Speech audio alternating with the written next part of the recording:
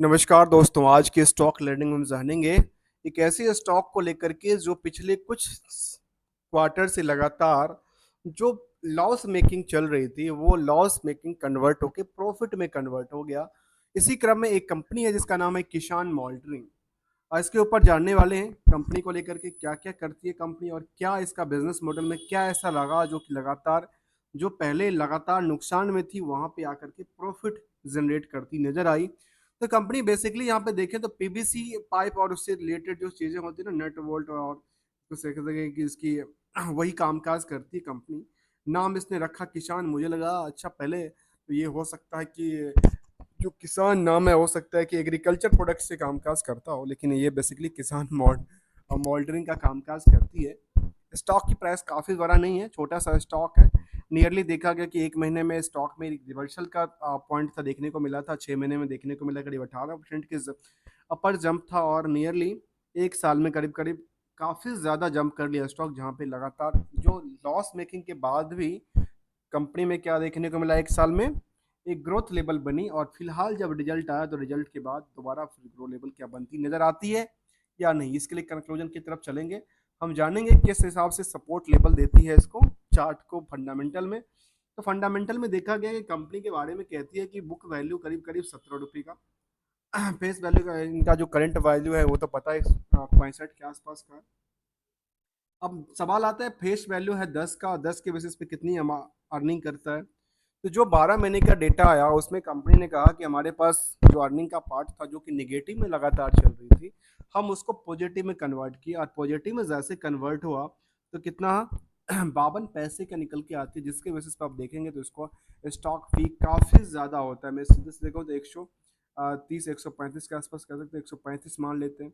Stock का P क्या कहता है 135 के आसपास, जबकि इंडस्ट्रियल की बाकी कंपनियों का जो पी है कहता है वो कहता है 34 के आसपास। अर्थात ये देखने को मिला इस कंपनी में इस अर्निंग के बेसिस पे जो खरीदार है वो कई गुना की रफ्तार से बढ़े हुए हैं, जिसकी वजह से प्राइस टू बुक वैल्यू क्या कहती है करीब करीब 3.5 गुना बढ़ चुका है।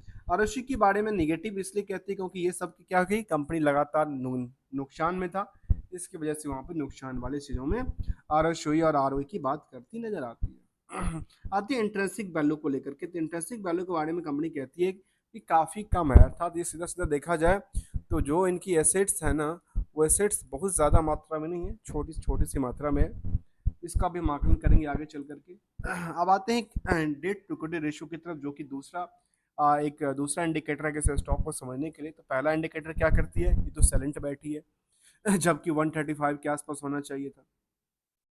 दूसरा कहता है डेट टू इक्विटी के बारे में, कहते हैं 0.01। अब यह मुझे लगता है कि ऑलमोस्ट डेट्स फ्री है, लेकिन करंट रेशियो के बारे में कहते हैं 1.30 का, और ये यहाँ पे दिखने वाली बात है। चलिए हम जानेंगे इसको लेकर के, जहाँ पे देखते हैं कि नंबर ऑफ शेयर कितना का 12 करोड़ का है और मार्केट कैप की आकलन करें तो कहती है 778 करोड़ का।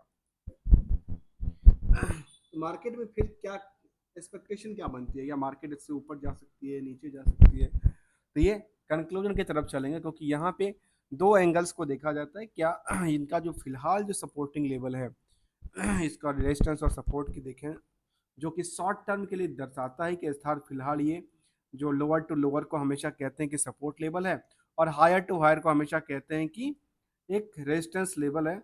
इन दोनों के आपस में लगातार पिछले कुछ दिनों से देखेंगे तो स्टॉक कहाँ से चल रही है, इसी आंकलन से लगातार मूवमेंट करती नजर आई है, जबकि थोड़ा सा ऊपरी सतह पे टच करी और निचली सतह पे टच करती नजर आई। जब एवरेज वॉल्यूम आए, एवरेज वॉल्यूम प्राइस रिएक्शन आएगा तो फिर वहां से मार्केट इसके पीछे जा सकती है, क्योंकि प्रॉफिट के पार्ट को लेकर के देखा जाता है। अभी तक आपने चैनल को सब्सक्राइब नहीं किया तो कर लीजिए, क्योंकि हम कंप्लीट लर्निंग की बात करते हैं विदाउट किसी रिकमेंडेशन और एडवाइजरी को लेकर के।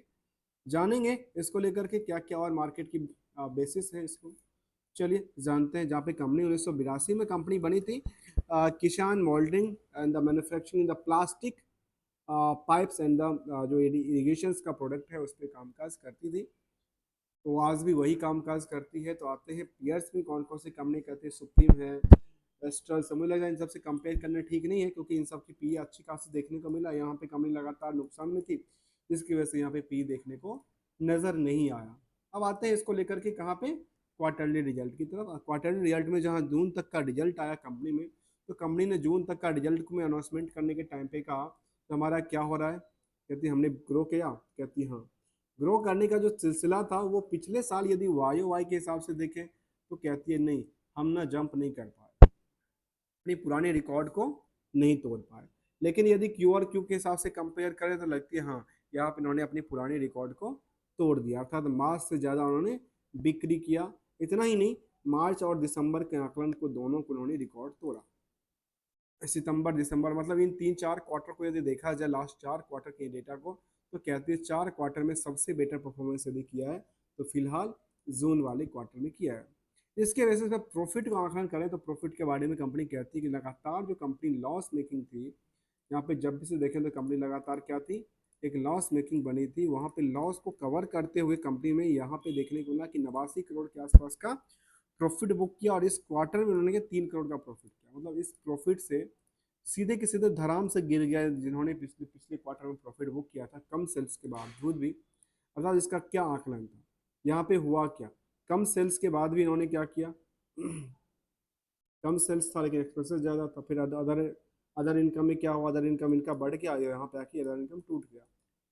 मतलब एक बार अदर इनकम आती है, एक बार अदर इनकम टूट जाती है, जिसकी वजह से क्या हुआ, जो प्रॉफिट के पार्ट होना चाहिए नेट प्रॉफिट में, वो प्रॉफिट के पार्ट में कमी आ गई, जिसकी वजह से 3 करोड़ पे आके अटके। तब भी चलिए प्रॉफिट में है, प्रॉफिट में लॉस से प्रॉफिट कन्वर्ट होती नजर आती है।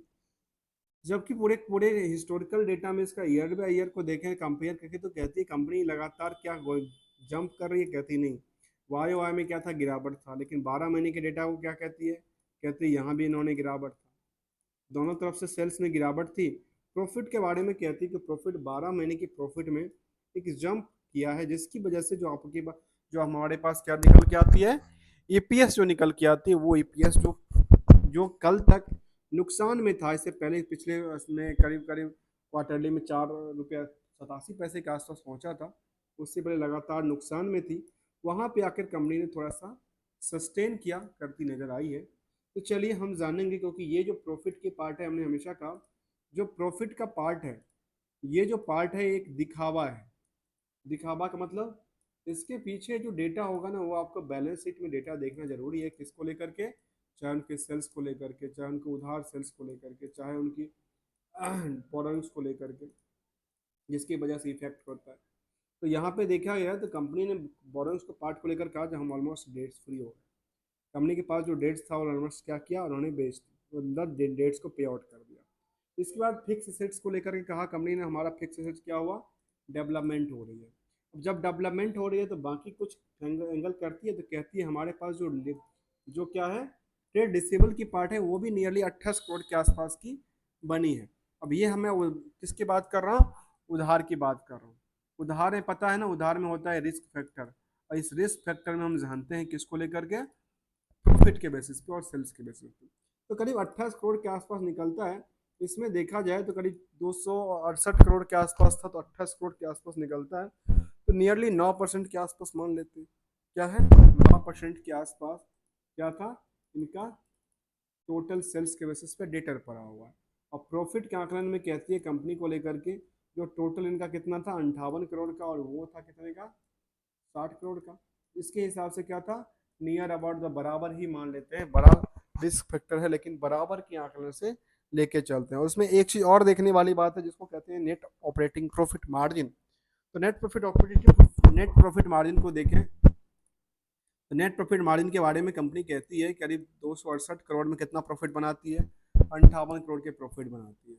अर्थात कितना परसेंट हो गया, नियरली देखा जाए तो 26 दूनी 52, 20-25% से नीचे ही है, लेकिन 20 से 25% के आसपास क्या बनती है, इनकी ये बनती है। और ये 60 करोड़ में यदि 20 से 25% की मार्जिन में घटती है, रिस्क फैक्टर बनती है, तो उस हिसाब से इसको टेस्ट स्ट्रक्चर पर करके देखा जा सकता है।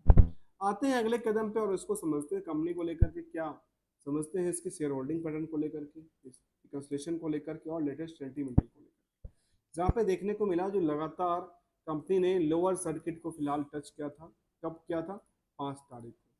5 तारीख को कंपनी ने लोअर सर्किट लेने के बाद दोबारा चला, और यहाँ पे कंपनी ने अपडेट देती है जो कहाँ पे कंप्लायंस का इशू है, यहाँ पे कंप्लायंस कंप्लायंस का कंपनी में कंप्लायंस का डिफॉल्ट है, नॉन कंप्लायंट डिटेल है कंपनी को लेकर के। अब क्या नॉन कंप्लायंट है, कुछ ऐसा कंप्लायंट तो किया होगा जिन्होंने, जो कंप्लायंस था उनको अपडेट उन्होंने नहीं किया है।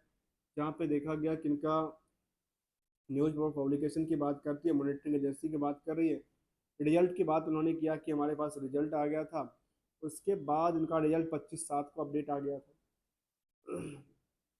कॉर्पोरेट एक्शन में कंपनी कहती है कि हमारे पास 2013 के बाद कोई भी इस तरह की कंपनी डिविडेंड और बोनस की बात तो चर्चा किया ही नहीं।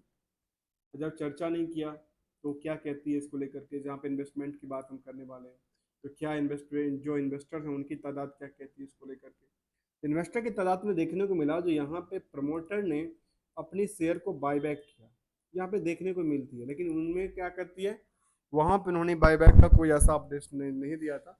सीधे सीधे मार्केट से लगता है कि उन्होंने अपनी शेयर को खरीद लिया, या कुछ ऐसी चीज जो कि पब्लिक में थे और वो शिफ्ट करके कहाँ चली गई, वो प्रमोटर में शिफ्ट होकर चली गई। यहाँ पे ये देखने को मिला। इसके बाद यहाँ पे कुछ बल्क ट्रेड किया था कंपनी ने या नहीं किया था, तो देखने को मिला था कुछ ऐसा चीज, तो कहती है नहीं, इसका फिलहाल इस तरह की कोई भी चीज देखने को नजर नहीं आई। अब आखिर हुआ क्या यहाँ पे, परसेंटेज कौन आया यहाँ पे, तो कहती है 53% के आसपास जो होल्डिंग है वो अपोलो पाइप के पास आ गई इसका, और जो रेस्ट पोजीशन था वो क्या हुआ, वो ट्रांसफर हो गया। अर्थात यहाँ पे ये देखने को मिला जो स्टॉक ने क्या हुआ, अपोलो टायर एक बड़ी सी अपोलो पाइप जो एक यहाँ पे एक प्रमोटर के तौर पे यहाँ पे उन्होंने लिया था, और उन्होंने कब लिया था, उन्हें दिखाया कि इनका बल्क ट्रेड कब हुआ था। ये बहुत पहले से है कंपनी को लेकर के, कहती है इन्होंने कब ट्रेडिंग हुआ था इसको लेकर, अपोलो अपोलो को लेकर के, इस कंपनी को लेकर। तो यहाँ पे कोई ऐसा इन्फॉर्मेशन देखने को नज़र नहीं आई, लेकिन ये पहले, ये अभी रिसेंटली मार्च 24 वाले डेटा में देखने को नजर आती है, जहाँ पे उनके मार्च 24 में डेटा आई है, और वो सेम जून में।